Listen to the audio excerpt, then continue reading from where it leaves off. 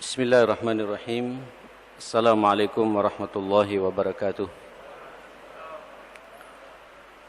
Alhamdulillah, summa alhamdulillah, alhamdulillahilladzi arsala rasulahu bilhuda wa dinil haqq liyudhhirahu 'ala ad-dini kullih.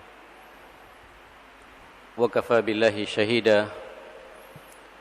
Wa ashhadu an la ilaha illallah wahdahu la syarika lah. Wa ashhadu anna نبينا وحبيبنا وقرة أعيننا ومربينا محمدا عبده ورسوله لا نبي بعده اللهم صل وسلم وبارك وترحم على هذا النبي الكريم وعلى آله وصحابته ومن سار على نهجه واتبع سنته إلى يوم الدين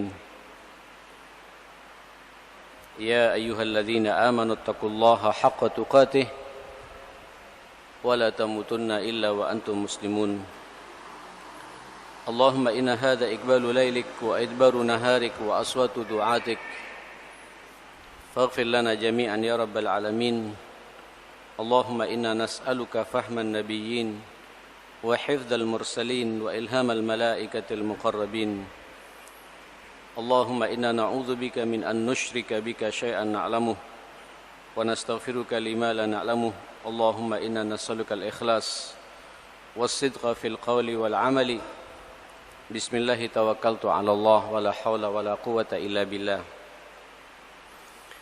Jamaah sekalian, kita jumpa lagi dalam kajian yang kedua ini tentang tarbiyatul aulad fil Islam,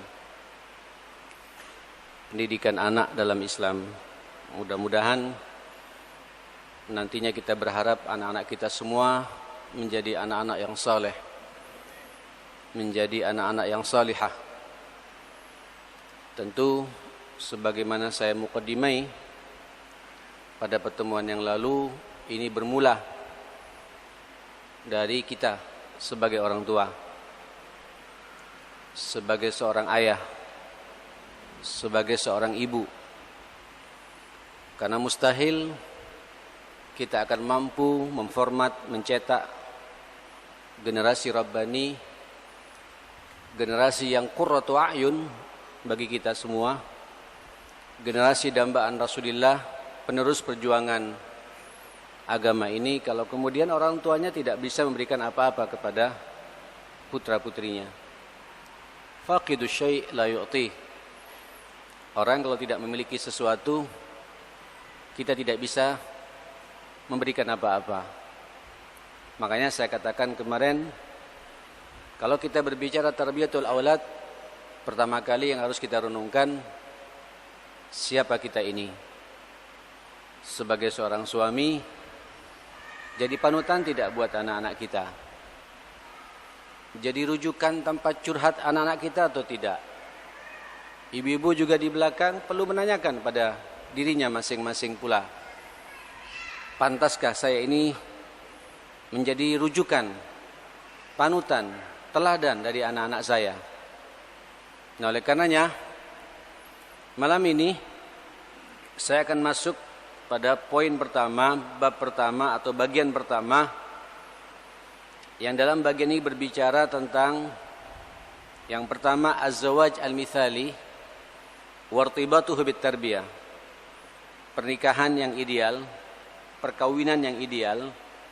Lalu apa kaitannya perkawinan ini dengan masalah tarbiyah, pendidikan anak kita, memformat anak-anak kita? Kalau sebab kita salah melangkah dalam pernikahan ini, jangan harap nanti anak-anak kita kemudian bisa kita atur. Sekaligus ini juga evaluasi buat kita mempelai-mempelai senior ini ya, yang sudah nikah. Evaluasi, barangkali niat awal kita nikah belum nyambung, ayo kita sambungkan. Atau apa yang kita bahas bersama seperti ini, termasuk saya secara pribadi, mungkin ada kesalahan di awal kita nikah dulu. Kita tidak boleh kembali ke belakang, ayo kita ke depan bersama-sama. Dengan ibunya anak-anak di rumah, ibu juga dengan suami, untuk kemudian mengawal pernikahan ini, zawaj ini. Karena nanti punya pengaruh yang sangat kuat terhadap pembinaan anak-anak kita. Kemudian yang kedua, dalam bagian ini nanti kita akan bicara tentang asy'ur an nafsi nahwal aulad. Kita harus juga memunculkan perasaan kejiwaan yang care terhadap anak-anaknya. Sebab nanti ada orang tua kemudian tidak nyambung Pak dengan anak, bahkan anak jadi beban. Ada tipikal orang tak siap punya anak. Padahal tujuan pernikahan adalah salah satunya kita ingin apa? Ingin punya anak. Wa batha minhuma rijalan katsiran wa nisaa. Itu kata Allah Subhanahu wa taala pada kita. Kemudian nanti kita akan bicara setelah kita nikah, setelah muncul kesiapan diri kita untuk memiliki anak, nanti kita akan bicara tentang hukum-hukum secara umum yang terkait dengan anak yang kita lahirkan. Di saat sudah kita mampu membuai rahim istri kita, khususnya pada 4 bulan pertama sebelum Allah meletakkan ketentuan takdirnya pada masing-masing anak itu. Nanti saya akan detailkan masalah ini. Lalu bagaimana kita mengawal terus sampai usia kelahirannya. Apa yang bisa kita perbuat ketika istri kita melahirkan untuk menyambut anak sebagai buah hati kita ini.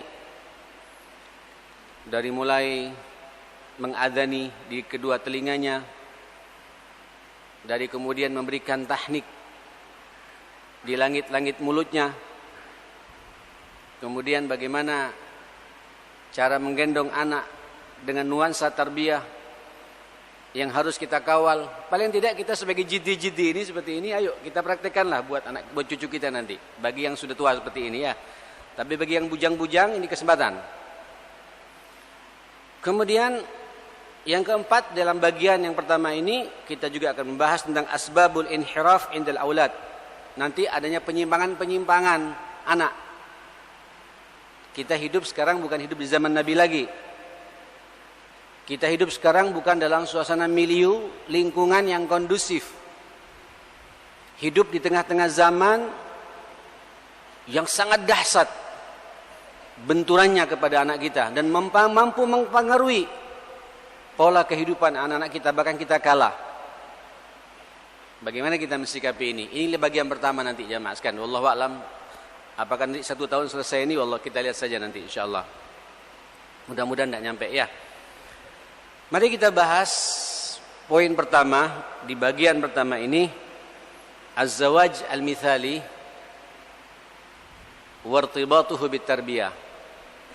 Pernikahan ideal, pernikahan yang harus menjadi contoh di tengah-tengah umat ini di saat kita ingin membesarkan generasi Rabbani ini. Lalu apa kaitannya dengan masalah tarbiyah ini?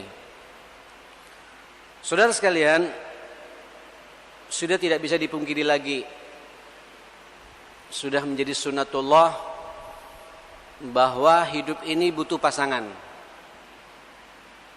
Ya, setiap kita ini butuh pendamping. Antum lihat di mana-mana kehidupan alam ini seperti itu. Semua binatang itu bergandengan. Ya, lihat ayam Pak, pasti di saat ada ayam betina pasti juga ada ayam jantan. Berpasang-pasangan. Subhanalladzi khalaqal azwaja kullaha. Maha suci Allah yang telah menciptakan semua makhluk ini, semuanya berpasang-pasangan. Semua manusia. Termasuk juga kita tentunya jamaah sekalian, semua manusia ini. Alam pun juga begitu, ada siang, ada malam. Ada penghujan, juga ada musim kemarau. Kemarau terus, tidak enak juga Pak. Butuh hujan, hujan terus juga tidak enak juga. Ini hidup. Nah, dalam konteks kita berbicara sekarang masalah pernikahan. Lalu apa kaitannya dengan masalah pembinaan anak ini? Ya bagaimana kita akan bisa membina anak-anak kalau kita tidak nikah? Kira-kira logikanya begitu. Kita sekarang duduk di sini untuk kemudian kita bersama-sama membesarkan putra-putri kita tentunya. Bagaimana kita akan membesarkan putra-putri kalau kita tidak zawaj, tidak nikah, tidak kawin?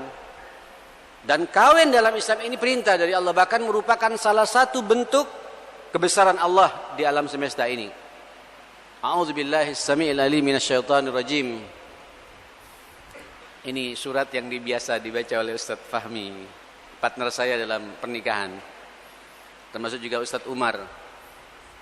Allahu Akbar. Semakin sering dibaca Pak, semakin kita menemukan nuansa baru nanti jemaah sekalian. Ayatnya satu, diulang-ulang, tidak pernah bosan kita baca ayat ini. Wa min ayatihi an khalaqalakum min anfusikum azwaja. Dari tanda-tanda kebesaran Allah, ayatihi an khalaqalakum min anfusikum azwaja. Allah menciptakan dari dirimu itu pasangannya. Coba renungkan Pak, di mana bentuk kebesaran Allah? Luar biasa ya. Ketika bujang, mana yang bujang-bujang ini? Ismail masih bujang ini ya. Dan lain sebagainya yang bujang-bujang. Ayo pikirkan, kalau bujang ini Pak, tidak jelas arah hidup kita ini. Mudah-mudahan jadi penyemangat bagi yang bujang-bujang ini untuk segera nikah. Dan peluang orang kalau sudah nikah ini, ma'asyil muslimin, peluang amal saleh, peluang pahala itu 24 jam. Ibadah semuanya Pak. Antum ketemu istri, senyum sama istri, sedekah. Duduk berdua sama istri, sore-sore tadi Pak minum kopi bersama-sama, minum teh bersama-sama, sedekah. Hatta ma taj'alu fi fimra'atika sedekah. Apa yang kau berikan ke mulut istrimu itu sedekah. Apalagi lebih dari itu Pak. Tahu maksud saya? Lebih dari itu Pak. Bersenang-senang dengan ibu, istrinya anak-anak. Ibunya anak ini. Jihad ini ya. Karena nanti antum akan memunculkan generasi Rabbani itu. Artinya orang kalau sudah nikah, peluang maksiat terkurangi. Sesuatu yang haram bisa menjadi halal bagi kita. Tolong ini fahami. Supaya nanti tidak muncul di kepala kita untuk kemudian berpisah dengan ibunya anak itu Pak. Rugi besar loh kalau kemudian kita tidak memikirkan masalah ini. Ayatihi, tanda-tanda kebesaran Allah. Azwaja, Allah jadikan berpasang-pasangan. Yang haram jadi halal. Allahu Akbar. Halal Pak. Dilihat halal dari ujung rambut sampai ujung kaki, begitu pun sebaliknya. Pada masing-masing kita halal semuanya. Tapi kepada orang lain yang bukan mahramnya Pak, tidak kita nikahi apa? Haram. Jangankan menyentuh Pak, melihat saja haram. Wa kullil mu'minin yaghuddu min absarihim. Katakan buat mukmin laki-laki, tolong pejamkan mata kalian terhadap lawan jenismu itu. Kalau enggak kuat Pak, Allah negur lagi Pak, lebih keras lagi. Wa yahfadzu furujahum. Jaga pula kemaluan kamu. Tabiat manusia ini tidak ada lain, Pak. Ini fitrah yang seperti ini dijaga oleh Allah Subhanahu wa taala. Suruh nikah, dan nikah itu merupakan tanda kebesaran Allah sekali lagi. Yang haram jadi halal. Yang keji Pak, zina jadi suci. Allahu Akbar. Yang jijik. Begitu kita nikah, suci, halal. Masya Allah. Sering-seringlah Pak kita berbuat yang suci ini Pak. Dan saya nikmati betul bab yang satu ini. Karunia dari Allah Subhanahu wa taala. Darinya saya tidak bermaksiat Pak. Makanya kata Nabi buat kita kaum laki-laki ini, kalau kemudian di luar sambian melihat Pak indahnya mahasinil mar'ah, kalau bahasa Nabi itu, terkesima dengan kecantikan wanita di luar, segera pulang ke rumahmu, kata Nabi. Tersucikan mata kita ini. Jadi suci Pak. Yang keji jadi suci. Yang maksiat jadi ibadah, taat. Allahu Akbar. Taat ya akhi. Makanya kalau sampean sadar ini Pak, sampean nanti nggak mau keluar rumah. Cuma kita ada tuntutan yang lain. Ini ada murid saya juga ini. Ustadz, adiknya Umar ini. Betul.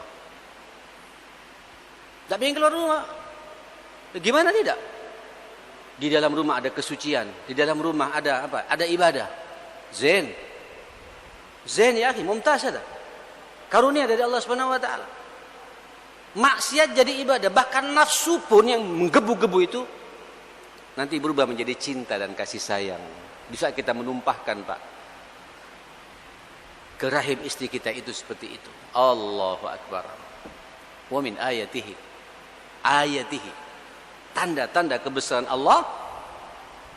Allah ciptakan dari pasangannya. Makanya Pak, kalau orang tidak kemudian mau nikah, dia tidak menghargai kebesaran Allah Subhanahu wa taala gitu. Halo. Bagi yang bujang-bujang ini, Pak. Usini wa iyyakum bitaqwallah. Halo. Apalagi di zaman seperti sekarang ini, yang sudah nikah saja terganggu, apalagi yang tidak nikah. Yallah bisurah. Cepat. Jangan banyak pertimbangan. Ya. Kalau sudah merasa mapan, ilmu juga sudah mumpuni, orang tua semua ridha, ala barakatillah. Apa kata Allah? Litaskunu ilaiha wa ja'ala bainakum mawaddatan wa rahmah. Dengan nikah itu ada sakinah.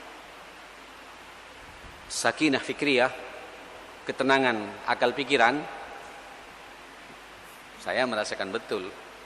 Rapat gak tuntas, Pak, pikiran-kepikiran ini, pulang ke rumah, Allahu akbar. Langsung ada jalan keluar, Pak. Betul. Sakinah fikriyah, ketenangan pikiran. Bahkan sakinah jasadiyah, ketenangan apa? Fisik. Terakhir saya banyak mendapatkan di teman-teman ini ahli bedah juga di sini, Dr. Afif. Kalau orang, Pak, terbiasa kaplingan-kaplingan seperti itu dijalankan kepada istrinya normal, Pak, itu katanya bisa terhindar dari penyakit prostat. Betul, Dok? Coba lihat. Litaskunu ilaiha. Tidak sakit-sakitan, Pak. Ini masjid, Pak. Tapi saya harus berbicara, ini bukan sesuatu yang aib untuk saya bicarakan. Ini solusi umat buat kita. Sakinah qalbiyah. Ada pula ketenangan hati. Orang kalau sudah nikah, tenang hatinya jamaah sekalian. Kita skunu ilaiha. Jadi kalau antum ingin tenang, terasa. Dan yang menarik ayat ini masing-masing dikumpulkan oleh Allah, Pak, dengan tanda-tanda kebesaran Allah yang lain. Wa min ayatihi, wa min ayatihi, wa min ayatihi, wa min ayat. Banyak kumpulan dalam surat Ar-Rum itu. Proses penciptaan langit dan bumi, ditegakkannya langit, dihamparkannya bumi, turunnya hujan, gemuruhnya halilintar. Itu apa lagi, Pak? Perbedaan bahasa, perbedaan kulit, ya, tanda kebesaran Allah semua, Pak. Kemudian dimunculkan ayat ini oleh Allah, seakan-akan Allah ingin mengatakan pada kita, betapapun manusia ini komunikasinya dengan siapa saja, semua bahasa dia kuasai. Lobi-lobinya lancar, dunia digenggamannya, tapi tidak mau nikah, dia tidak akan mendapatkan sakinah mawaddah warahmah yang sebenarnya itu. Ya akhi, ketika antum sudah mendapatkan sakinah mawaddah warahmah seperti itu, orang kalau sudah tenang, Pak, nanti antum mendidik anak ini dengan penuh ketenangan pula. Nyambung maksud saya, jemaah sekalian. Kalau antum nampak ada keharmonisan dalam rumah tangga ini, di bab yang satu ini, nikah seperti itu terjaga, Pak, suasana seperti itu punya dampak. Orang kalau sudah nikah punya kesiapan mental, jemaah kalian, kemudian dia jaga, Pak, tahu apa misi pernikahan ini, dirasakan nanti pengaruhnya terhadap perkembangan anak-anak kita ke depan. Saya tidak berani mengatakan, Pak, ya, cuma ini ada banyak analisa seperti itu. Anak-anak yang bermasalah pasti nanti antara suami istrinya pun juga bermasalah gitu. Rata-rata begitu, Pak. Tapi kalau orang tuanya, abah ibunya, kita sebagai orang tua ini akrab, Pak, harmonis, memberikan contoh kepada anak-anaknya, itu punya pengaruh pasti. Nah, makanya di bab pertama ini luar biasa, az-zawaj wartibatuhu bitarbiyah, diangkat oleh beliau Syekh Abdullah Nasir Ulwan ini. Nah, saudara sekalian, bicara zawaj, beliau juga memerinci kepada kita bahwa zawaj ini, pernikahan ini, perkawinan ini adalah fitrah insaniyah. Ini fitrah kita semua, Pak.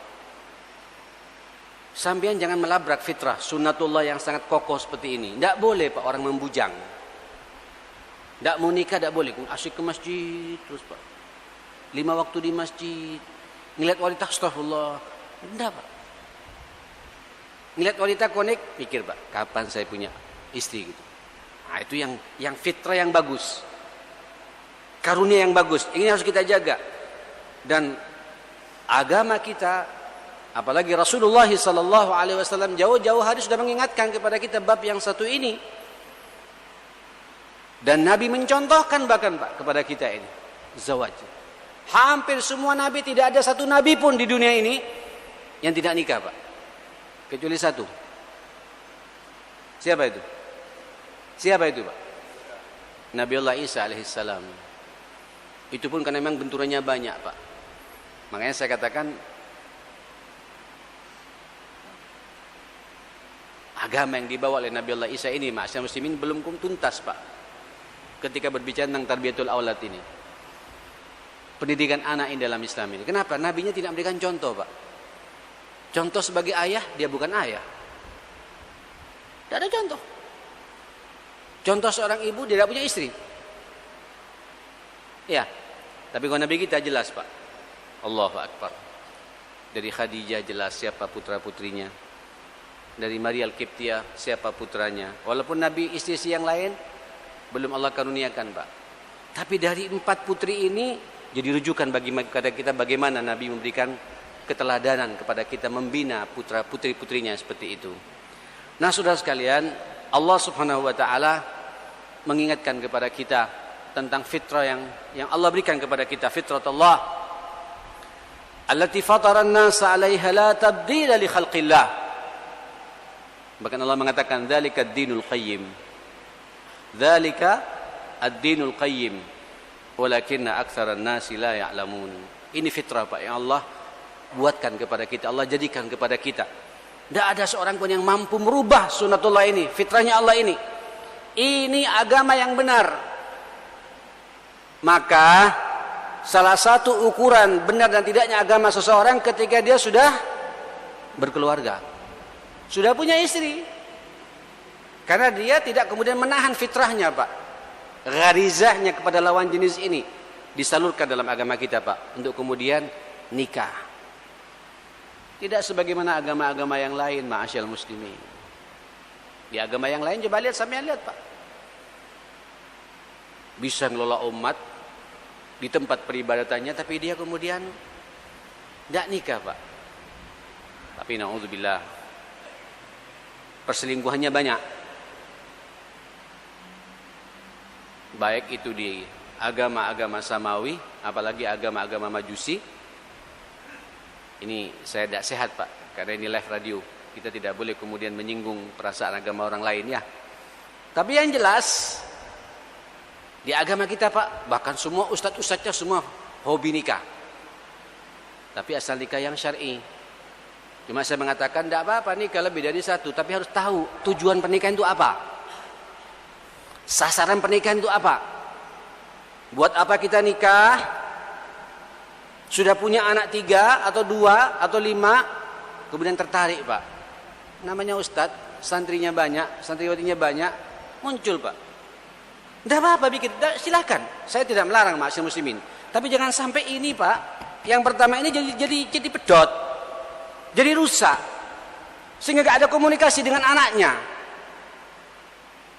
Loh, kalau Rasulullah, Pak, para sahabat dulu coba lihat, Pak, nyambung, Pak. Bahkan betapa banyak istri-istri para sahabat ini kemudian mencarikan untuk suaminya, Pak, istri yang kedua, supaya lebih banyak umatnya Rasulullah Sallallahu Alaihi Wasallam. Jadi kita kan tidak, Pak. Makanya saya katakan harus tahu apa misi pernikahan itu, jamaah sekalian dalam Islam itu. Nah, saudara sekalian, monggo jangan ditahan-tahan. Terutama juga kita sebagai orang tua, Pak, bagi sudah punya anak, apalagi punya anak gadis, sudah kelihatan mulai megang HP terus, Pak, ya. Asik, begitu dipegang sama imamnya kelihatan, Pak, ternyata sudah ada komunikasi. Kita sekarang bicara dunia real loh ya. Saya tidak akan bicara dunia ngawang-ngawang, Pak. Kadang-kadang kita tahu anak kita, termasuk saya juga punya anak laki-laki, Pak. Kok cek lamanya megang HP? Setelah saya lihat, oh ternyata dengan fulana. Tanyakan itu, Pak. Jangan sampean diamkan itu. Fitrah yang sebetulnya jangan dihalangi, Pak. Tanyakan siapa itu? Anak sopo itu? Bagaimana orang? Nah, kita akan bahas ini jemaah sekalian. Bagaimana az-zawaj al-mithali, pernikahan yang ideal itu. Melangkah, tanyakan, detailkan dengan siapa? Siapa yang dia inginkan dalam hidup ini gitu. Seperti itu. Saudara, kata Nabi, man kana musiran li ayyankiha thumma lam yankih falaysa minni. Barang siapa sudah dimudahkan oleh Allah Subhanahu wa taala, rizkinya dilancarkan, pekerjaannya mapan, umurnya sudah cukup, badannya sehat, keluarganya mendukung, tapi tetap tidak mau nikah, Pak. Falaysa minni, kata Nabi. Dia bukan dari golonganku, kata Nabi sallallahu alaihi wasallam. Tidak dianggap umatnya Rasulullah. Tidak main-main ini, ya. Kita orang yang sebetulnya tidak dianggap umatnya Rasulullah. Kalau kemudian menolak kesakralan arti pernikahan ini. Allahu Akbar. Jadi fitrah ini ayo kita jaga. Mungkin jamaah sekalian, saya juga perlu menyampaikan satu hadis Nabi sallallahu alaihi wasallam. Hadis ini riwayat Bukhari Muslim dari Anas bin Malik radhiyallahu an. Suka sering disampaikan, Pak, sama khatib-khatib kita, ustaz-ustaz kita di sini. Ja'a thalathatu rahtin ila buyuti azwajin Nabi sallallahu alaihi wasallam. Dulu, kata Anas, ada 3 orang mendatangi rumah istri-istri Nabi sallallahu alaihi wasallam. Yas'aluna an ibadatihi. Mereka rupanya ingin bertanya, Pak, tentang bagaimana suasana ibadah yang dibangun oleh Rasulullah dalam rumah tangganya itu. Falamma akhbiru, setelah diberitakan kepada mereka, ka'annahum taqaluha ay wajaduha qalila. Mereka tiga-tiga jawab merasa, aduh, kok sedikit ya ibadah yang saya lakukan ini gitu. Kok tidak sama dengan siapa? Dengan Rasulullah sallallahu alaihi wasallam. Faqalu, mereka mengatakan, aina nahnu minan nabi sallallahu alaihi wasallam? Di mana kami ini? Kalau dibandingkan dengan Nabi, kok begini cara kita ini? Kemudian, Pak, 3 orang ini masing-masing beristihad. Faqala ahaduhum, berkata salah seorang di antara mereka, amma ana fa inni usalli al-laila abada. Mulai malam ini saya sepanjang malam tidak mau tidur, saya akan qiyamul lail terus sepanjang kehidupan saya. Bagus tidak, Pak? Halo, bagus tidak? Sepintas bagus, ibadah. Jadi melekan terus, Pak. Wa qala al-akhar, ana asumud dahr wala uftir. Saya sepanjang tahun akan berpuasa. Tidak ada satu hari pun kecuali puasa. Masya Allah.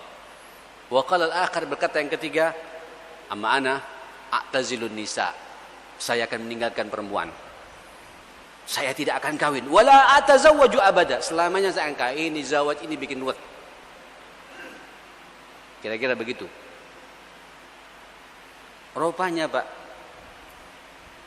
apa omongan ini kedengaran, Pak, sama Rasulullah dari dalam rumahnya itu. Faja'a Rasulullah, Nabi datang, Pak. Langsung ini kalau dibiarkan bahaya, kata Nabi. Nabi langsung keluar, Pak. Antumul ladzina qultum kada wa kada. Ente ya, kamu ya yang tadi mengatakan demikian dan demikian. Yang satu akan qiyamul lail terus-menerus sepanjang hidupnya, sepanjang malam. Yang satu apa? Puasa sepanjang tahun. Yang satu lagi tidak mau nikah. Qalu bala, dan iya ya Rasulullah. Na'am ya Rasulullah gitu. Ama wallah, kata Nabi, ketahuilah ya, demi Allah. Nabi bersumpah, Pak. Demi Allah, kata Nabi, ini la akhsyakum wa atqakum lillah. Aku ini paling takwanya orang dan paling takutnya orang kepada Allah Subhanahu wa taala. Memang iya, Pak. Apa ada orang lebih takwa daripada Rasulullah? Apa ada orang lebih takut kepada Allah daripada Rasulullah? Ini la akhsyakum wa atqakum lillah.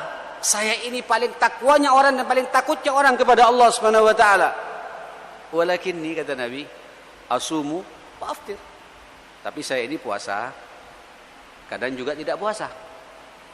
Bahkan lebih banyak tidak puasanya Nabi, Pak. Puasa Daud, mohon maaf, puasa Daud, Pak, diperintah sama Nabi, sebaik-baik puasa Daud. Tapi Nabi jarang melaksanakannya, Pak. Bahkan ada ulama mengatakan Nabi tidak pernah melaksanakannya. Tapi memerintahkan, kaulan memerintahkan Nabi itu untuk puasa Daud, Pak. Sebaik-baik puasa saudaraku, Nabi Allah Daud, kata Nabi. Tapi Nabi tidak melaksanakannya, Pak. Nabi ngambil yang semua kita bisa melaksanakannya. Apa itu? Senin dan Kamis. Masya Allah. Tidak bisa Senin Kamis, sebulan 3 hari, 13, 14, 15 itu. Artinya lebih banyak tidak puasanya sebenarnya, Pak. Tapi puasa. Enak ya agama kita ini. Hah? Sampai ngambil yang mana, Pak? Puasa terus, atau Senin Kamis, atau sebulan 3 hari, atau tidak puasa sama sekali? Wah, ini repot juga nih, Pak. Musibah ini, Pak. Ya. Oke, satu. Yang kedua, wa asumu wa aftir wa usalli wa auqit. Saya juga salat malam, tapi saya juga tidur. Nabi, ya akhi, Nabi itu, Nabi, Pak. Coba lihat, Pak, indahnya agama kita, ma'asyar muslimin. Ya Allah, luar biasa. Nabi itu, Pak, setiap malam ba'da Isya jam 9 sudah tidur tuh, Pak. Kira-kira bahasa kita begitu, bahasa saya begitu. Karena Nabi juga tidak menyunahkan, Pak, pembicaraan ba'dal Isya itu. Isya, selesai Isya Nabi pulang, sudah sejenak dengan istrinya, tidur. Nanti 2/3 malam bangun Nabi itu, Pak. Jam 3, lambat-lambat dikit setengah 4 sekarang ya, jam 3 bangun.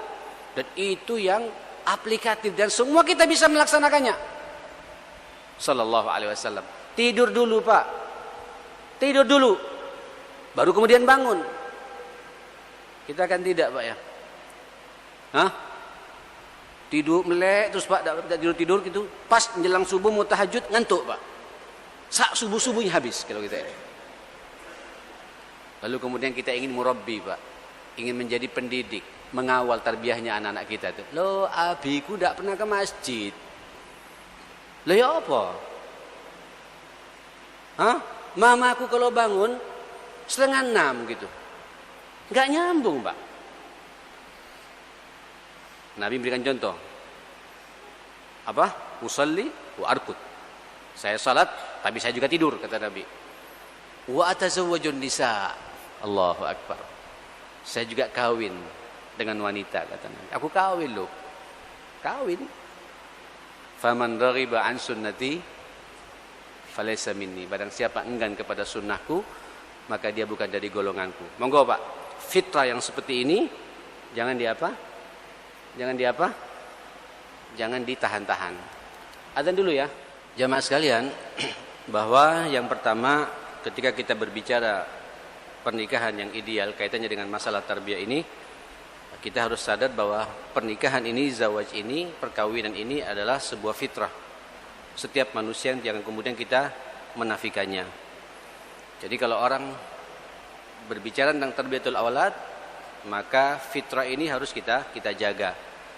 Mustahil ya, kalau kita lihat, Pak, bagaimana psikolog sekarang ini, psikolog pendidikan di dunia Eropa, di dunia Barat, di saat mereka kemudian tidak kemudian masuk ke dunia pernikahan, hanya ilmu saja, Pak.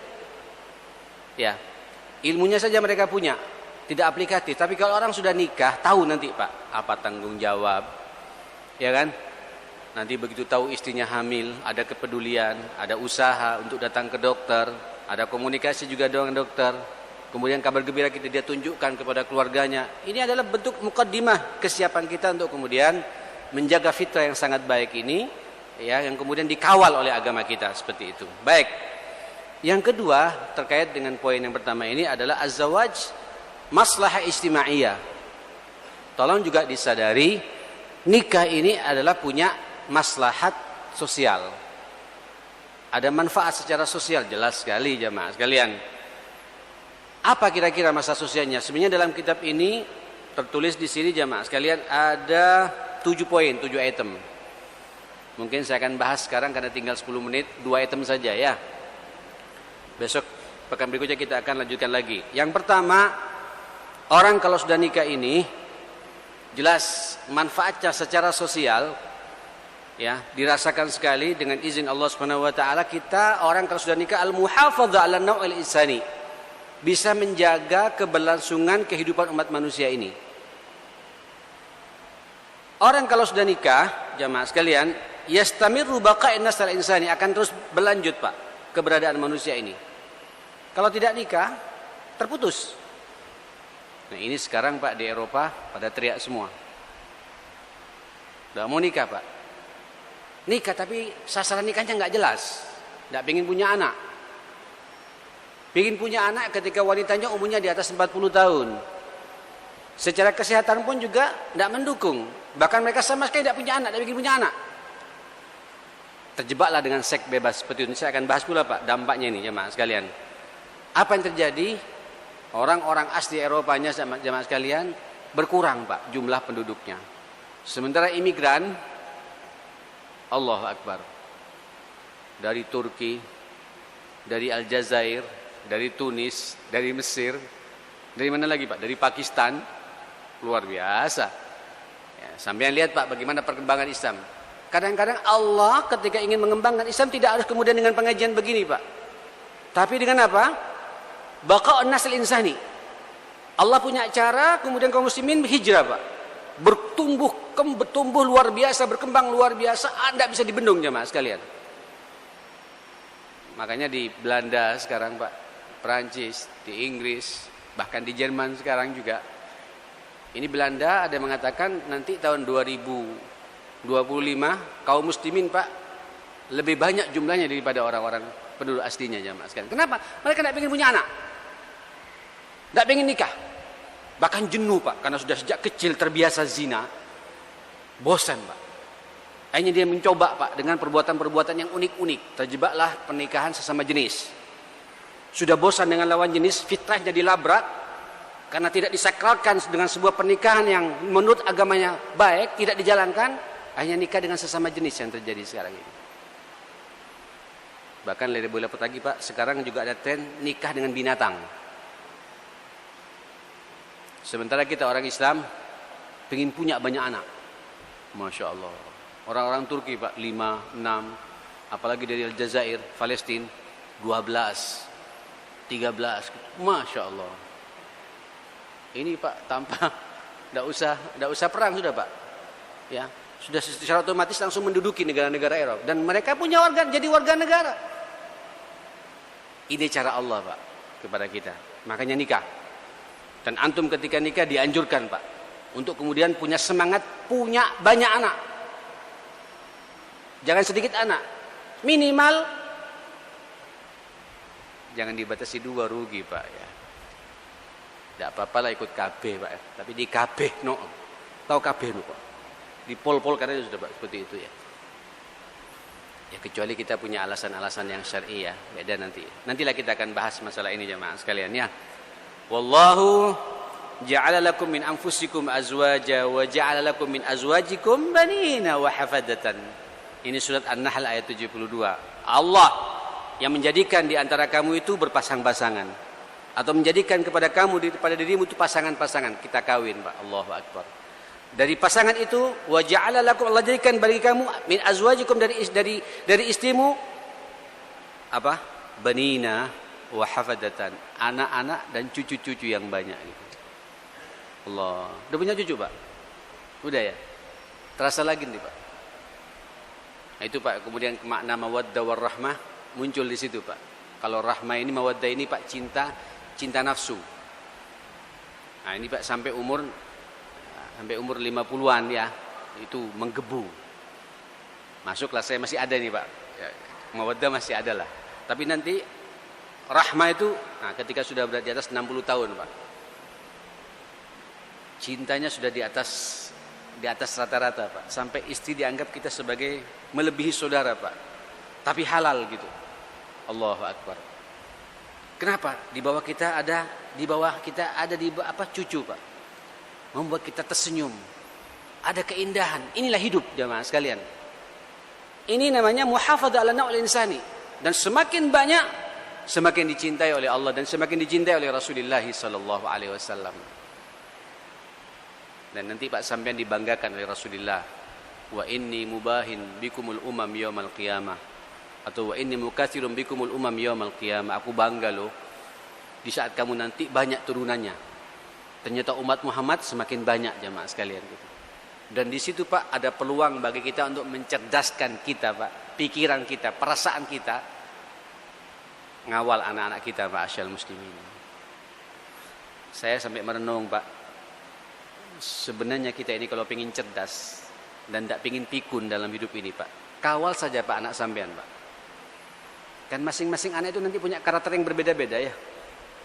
Ada anak yang nanti karakternya diam, Pak, tapi hobi baca buku. Ya, kalau kita ini pendekatannya beda nanti, Pak. Ada anak, masya Allah, super, tapi dia hobi baca buku. Waduh, kalau komunikasi sama orang meyakinkan, Pak, wah enak, hati dari kecil sudah kelihatan, Pak. Ada anak, Pak, semi supel, dia hobi baca, tapi jenius, cepat nangkap gitu. Dan cuek. Masya Allah. Ada anak yang biasa-biasa saja gitu. Coba Pak, kadang-kadang nanti di antara 4 anak atau 5 anak itu, jemaah sekalian, itu beda-beda karakternya. Sampean telusuri saja Pak, nikmati saja itu, hadapi saja itu, dan jalankan kitab ini Pak. Insya Allah sampai tua kita nggak akan pikun Pak. Semakin tua semakin cerdas kita Pak, karena tahu bagaimana bersikap. Ini Pak membuat kita semakin lihai Pak bermuamalah dalam hidup ini. Saya mempraktekkan ini Pak. Walaupun nanti jangan kaget ya, di tengah-tengah kehidupan Pak ada kekagetan. Usini wa iyyakum bitaqwallah jami'an. Walaupun sampean nanti hafal Pak kitab ini, sampean detail membahas kitab ini, kadang-kadang Pak apa yang kita bahas Pak, realitanya di lapangan tidak sesuai dengan apa yang kita bahas. Nyambung Pak? Harus siap ini Pak. Bagaimana kesiapan kita nanti kita akan bahas ketika membahas tentang at-tarbiyah al-imaniyah, at-tarbiyah al-ibadiyah, al-ubudiyah dan lain sebagainya, baru kita akan tahu begini cara menghadapi. Nanti ujung-ujungnya Pak, Allah yang menggerakkan semuanya jamaah sekalian. Difahami ya? Nah, ikhwatal iman, az-zawaj maslahah insaniyah. Nikah ini ada maslahat sosial. Yang pertama, menjaga keberlangsungan keberadaan manusia ini. Yang kedua, al-muhafadzah al-ansab. Orang kalau sudah nikah jelas terjaga pula Pak nasab anak-anak kita. Coba lihat Pak anak yang ada di sini saat bangga Pak. Manakala duduk dengan orang tuanya gitu. Ya, jelas Pak keberadaannya jelas gitu. Itu orang tuaku. Itu abiku. Apalagi abinya, uminya memberikan contoh teladan yang baik Pak. Waduh. Itu anak Pak pede. Bergaul dengan apa? Dengan teman-temannya pede Pak. Ada rujukan yang jelas jamaah sekalian gitu. Makanya kenapa anak yatim itu sama Nabi kita memposisikan sebagai orang tuanya Pak. Ya, karena anak yatim itu Pak butuh figur. Butuh figur. Sampai Nabi mengatakan ana wa kafilul yatim kahatainil jannah. Aku bersama anak yatim itu bagaikan 2 jari ini ke surga. Kenapa Pak? Karena kita ngawal baiknya anak itu ke depan. Makanya saya juga sering mendapatkan fenomena pula Pak, anak-anak jalanan Pak yang nggak jelas orang tuanya itu apa yang terjadi Pak? Liar. Di Amerika ini sekarang berbunculan Pak, anak-anak yang nggak jelas siapa orang tuanya itu. Jadi preman, jadi geng anak, geng sini, geng situ segala macam. Kenapa? Tidak ada yang ngawal. Tapi kalau kita jelas Pak nasab ini, Allahu Akbar. Yaftakhir al-abna bi ansabihim ila abaib. Dia bangga Pak. Abiku itu. Jiddiku itu, buyutku itu, masya Allah. Ada kebanggaan Pak. La yakhfa ma fi hadzal ansab min itibarihi bidzati wa istiqrar nafsi. Muncul ketenangan jiwa. Tenang Pak batinnya itu. Kenapa? Di backup oleh kakeknya, ya, dari ibunya, kakek dari ayahnya, pamannya, segala macam semua membackup. Kenapa? Nasabnya jelas. Kalau kita nggak nikah Pak, halo. Ini manfaat pernikahan dalam agama kita. Apa? Al-muhafadzah alal ansab gitu. Nah, saudara-saudara sekalian rahimakumullah. Tambah satu lagi, Pak. Yang ketiga adalah salamatul mujtama' minan inhilal khuluqi. Selamatnya masyarakat ini dari penyimpangan akhlak. Ya jelas ya. Nah, orang kalau sudah nikah, godaan di luar, Pak, kita cepat pulang. Ya. Termasuk yang berbicara ini, Pak, biar Ustadz, godaannya juga banyak juga. Loh iya, Pak. Aduh, saya paling takut, Pak, kalau diundang di Bali, di Jakarta, terus difasilitasi bermalam di hotel sendiri-sendirian, nggak ada teman. Musibah ini, Pak. Allah. Ya. Sekarang saya kalau keluar kota jauh-jauh, usahakan ajak ibunya anak itu, Pak, biar tenang sampean. Ya, kalau enggak, Pak, cepat pulang. Kalau sudah pekerjaan selesai jenengan, selesai, cepat pulang, kata Nabi. Temui istrimu itu. Karena faham di lapangan ini bakal banyak godaan menimpa kepada kita, Pak. Ya apa? Wong kita tidur di malam hari, Pak. Tiba-tiba jam 11 berbunyi telepon, Pak. Dari siapa? Siapa yang ngasih nomor telepon saya? Saya tidak pernah cerita kamarnya siapa, jamaah sekalian. Tiba-tiba berbicara, Pak, ada perlu tambahan guling, Pak. Loh, 2 guling itu perlu ditambah lagi gitu. Kayak udah masuk akal, Pak. Na'udzubillah, summa na'udzubillah gitu. Loh, kita kalau tidak kuat iman, Pak. Tapi kalau kita punya istri, Pak, tidak boleh lama-lama di tempat seperti ini. Ini maksiat. Segera temui ibunya anak, Pak. Tenang kita ini, jamaah sekalian. Terbebaskan, Pak, dari penyimpangan-penyimpangan moral seperti itu. Saudara, cukup ya. Karena kita pengajian tiap pekan seperti ini. Mohon lama-lama, Pak. Nanti sampai jenuh juga. Ini panjang. Sebelum saya tutup, ada pertanyaan? Silakan. Keidealannya menikah, baik dari usia maupun ideal dari pernikahannya Rasulullah dan Nabi Ibrahim seperti apa? Karena mengingat sisi usia ya, usia. Karena mengingat usia sekarang banyak sekali orang menikah, baru kalau melihat di data Depak itu banyak perceraian. Pertanyaannya, apakah usia ini menentukan sekali terhadap keawetannya dalam pernikahan? Terus konteks idealnya kalau membaca risalah Rasulullah sendiri atau Nabi Ibrahim? Ya. Itu yang pertama. Yang kedua, coba aki-aki saja nanti mulai insyaallah. Syukran, Ustaz. Makasih. Ini masalah pernikahan sebenarnya ini panjang, Pak. Saya belum masuk di bab ini. Nanti azwaj ikhtiyarun wa intiqaun, nikah selektif dan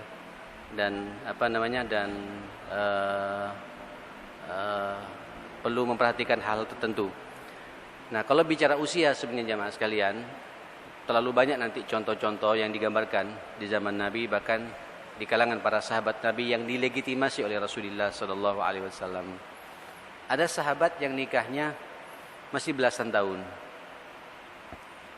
Ada sahabat yang nikahnya sampai likuran tahun, bahkan di atas 30 tahun. Ya. Ini tergantung kepada kesiapan masing-masing. Kadang-kadang ada anak, Pak, umur 16 tahun siap mental. Hafalan Qur'annya udah 30 juz. Bijak, suka baca buku-buku tentang tarbiyatul aulad juga, Pak. Udah siap mental. Pekerjaannya juga sudah mulai ada pekerjaan. Kenapa kita hambat? Ya. Jadi ini situasional sifatnya gitu. Bahkan kalau kita bicara untuk kaum wanita, radhiyallahu anha, ibu kita Aisyah radhiyallahu anha dikawin sama Nabi umur berapa itu? Umur berapa, Pak? Umur 6 tahun. Tapi masuk Nabi bergaul dengan Aisyah setelah berumur 9 tahun. 9 tahun. Dan beliau ini memang dikenal, Pak, Imra'atu Quraisy ini, wanita Quraisy ini, Pak, hampir semuanya cepat. Masa apa? Masa haidnya lama, Pak, menopausnya. Masya Allah. Sempurna ya. Cepat haidnya tapi lama. Apanya? Menopausnya itu, Pak. Masa berhenti haidnya itu lama sekali. Bahkan di atas 50 tahun, ada di atas hampir 60 tahun seperti itu. Ibu kita Khadijah juga seperti itu. Nah, ini situasional nanti. Ya, tergantung bagaimana kesiapan dari masing-masing orang yang mau nikah ini. Ya. Ada juga orang 25 tahun masih kekanak-kanakan juga. Pekerjaan juga nggak jelas gitu. Nggak jelas. Apakah selamanya akan di-backup sama orang tuanya? Ini juga harus diperhatikan. Kadang-kadang nanti siapnya matang betul 30 tahun siap, tidak apa-apa, silakan. Nanti saya akan bahas bab ini. Ada bab khusus berbicara masalah kapan kita harus memulai nikah itu. Di usia berapa, di momen apa dia harus nikah. Baik laki-laki atau perempuan, sabar saja ya. Ini kitabnya baru mukaddimah saja nih. Nanti kita akan detailkan di momen-momen yang lain insyaallah. Ada lagi? Assalamualaikum warahmatullahi wabarakatuh. Assalam. Oke, baik. Tadi menjelaskan tentang pernikahan. Ini saya mau bertanya tentang kemesraan ataupun untuk kemesraan ataupun menjalin keutuhan dalam keluarga, Pak. Masya Allah. Mungkin ini adalah satu pegangan untuk umat Islam gitu. Karena di negara tetangga itu sebelum nikah itu benar-benar digodok, tapi di Indonesia terasa belum. Nah, dalam suatu riset penelitian itu suatu pernikahan usia kemesraan itu 6 bulan setelah nikah. Ya, Setelah 6 nikah. bulan. 6 bulan setelah nikah. Iya, betul. Dan saya juga ini baru nikah, Pak. Ah, mantap lah, mantap. Usia 10 bulan, baru 10 bulan. Mesra betul sekarang ya, mesra-mesranya ya. Ya. Nah, itu memang saya membuktikan betul, Pak. Ternyata setelah 6 bulan itu muncullah kerikil-kerikil yang menghancurkan sedikit kemesraan itu. Nah, ya. bagaimanakah triknya untuk menjaga kemesraan ataupun untuk menjalin keutuhan dalam keluarga tersebut? Terima kasih. Ya. Assalamualaikum warahmatullahi wabarakatuh. Kalau saya dalam khutbah nikah, Pak, sering menyampaikan bab ini. Jaminan dari Allah tadi sudah cukup jelas ya. Wa min ayatihi an khalaqalakum min anfusikum azwaja litaskunu ilaiha wa ja'ala bainakum mawaddatan wa rahmah. Inilah inti kemesraan yang sebenarnya kan ya. Tapi kenapa Ustaz? Begitu dapat 1 tahun sudah punya anak, mulai bergeser itu sakinahnya itu, kemesraannya itu. Kalau tadi psikolog mengatakan itu hanya 6 bulan pertama. Ya, masuk usia 7 bulan, aslinya masing-masing kelihatan, Pak. Gitu. Ya medit, ya tetap medit gitu ya. Yang ngamuan keluar ngamuannya segala macam itu muncul. Itulah manusia, Pak. Nah, ikhwatal iman, ini panjang sebenarnya. Nanti saya akan bahas pula sebenarnya masalah ini. Lalu bagaimana kita mengabadikan kemesraan ini? Saya pikir nasihat Nabi itu cukup jelas ya kepada kita, pada ayat-ayat yang sering diulang-ulang sama Nabi dalam setiap ketemu dengan para sahabat, menyampaikan khutbah-khutbahnya atau khutbah-khutbahnya, nasihat-nasihatnya, semuanya berbicara masalah takwa. Ya ayyuhalladzina amanu taqullaha haqqa tuqatih wa la tamutunna illa wa antum muslimun.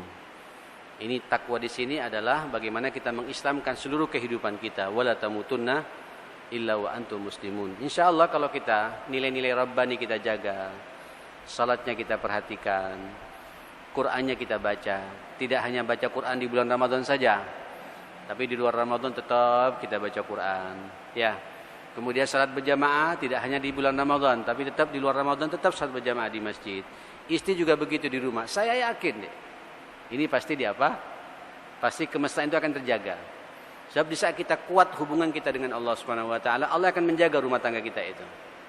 Ini nasihat Nabi pertama. Yang kedua kata Nabi, awal surat An-Nisa itu, ya ayuhan nas ittaqu rabbakumul ladzi khalaqakum min nafsin wahidah. Apa? Wa khalaqa minha zawjaha wa batha minhuma rijalan katsiran wa nisaa wattaqullaha alladzi tasaaluna. Doa. Mas, yang nanya tadi doa, jangan lupa doa ya. Doa untuk minta kemesraan. Minimal saya katakan kemarin, Rabbana hablana min azwajina wa dzurriyyatina qurrata a'yun waj'alna lil muttaqina imama, atau Rabbi ja'alni muqimas shalah wa min dzurriyyati Rabbana wa taqabbal du'a. Kalau tiap hari sampean minta, pasti terjaga itu kemesraan itu. Dan jangan lupa, berikutnya apa kata Allah? Wal arham. Takutlah pula kepada Allah dalam urusan menata arham ini, rahim-rahim ini, kekerabatan ini. Sampean juga harus sadar, orang nikah ini tidak hanya berjumpanya saya dengan istri saya, tapi saya juga harus siap berjumpa dengan arham yang lain, saudaranya istri, ipar-ipar saya. Saya akan ketemu dengan orang tua baru, mertua saya. Saya akan ketemu dengan paman baru, pamannya istri saya. Ya kan? Ini harus dibangun. Saya yakin ya akhi, kalau antum 2 bulan sekali, 3 bulan sekali. Ada waktu khusus silaturahim kepada mertua. Ada enggak, Pak? Halo? Kok kita nunggu Ramadan, nunggu Lebaran kadang-kadang? Enggak boleh itu. Minimal telepon. Umi sehat, maksudnya uminya istri, Pak, gitu. Tanyakan. Umi sehat, tanyakan Pak kesehatannya, apa yang bisa dibantu. Allah. Istri itu Pak langsung sama kita tuh ndelep. Apa ndelep ini, Pak? Njelep juga, Pak. Nyambung langsung gitu, otomatis gitu. Nah, begitupun istri juga begitu. Yang di belakang istri para ummahat, ibu-ibu di rumah juga begitu. Perhatikan keluarga suami juga. Jangan hanya melihara suaminya saja gitu. Keluarga suami juga dijaga itu. Bagaimana mertuanya? Macam saya Pak, istri saya, dia juga hormat kepada ibu saya. Dia juga harus hormat kepada abah saya. Dia juga harus memperhatikan kakak adik saya, iparnya dia, iparnya istri saya. Kalau yang dibangun, selesai. Itu nasihat Nabi kepada kita itu.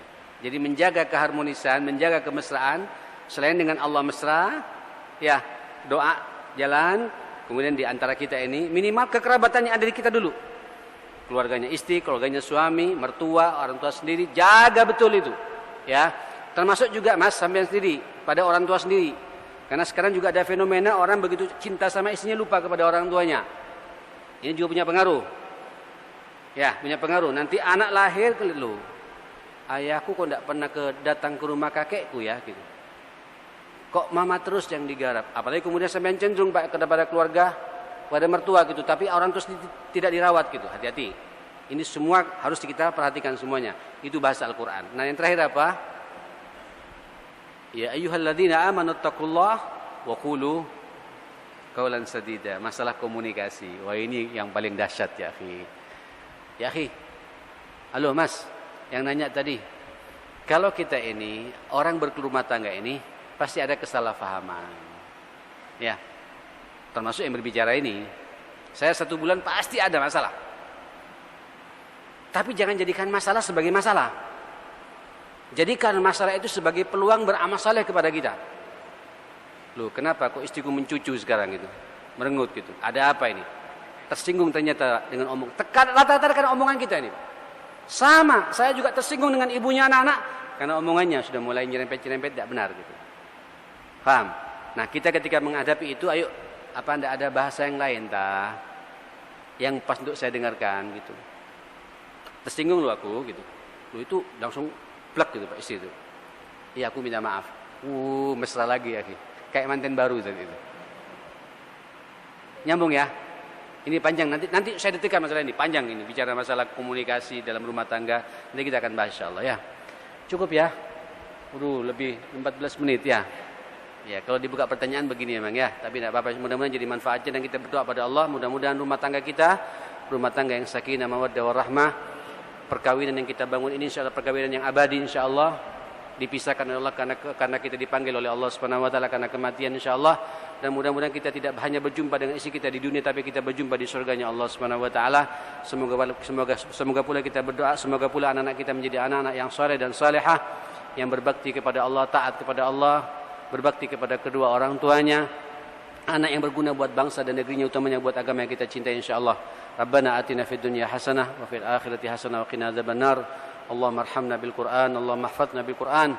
Allahumma rabbana hab lana min azwajina wa dhurriyyatina qurrata a'yun waj'alna lil muttaqina imama. Wa sallallahu ala sayidina Muhammadin wa alihi wa sahbihi wa sallam. Walhamdulillahi rabbil alamin. Wa lafu minkum subhanakallahumma bihamdika asyhadu an la ilaha illa anta astaghfiruka wa atubu ilaik. Assalamualaikum warahmatullahi wabarakatuh.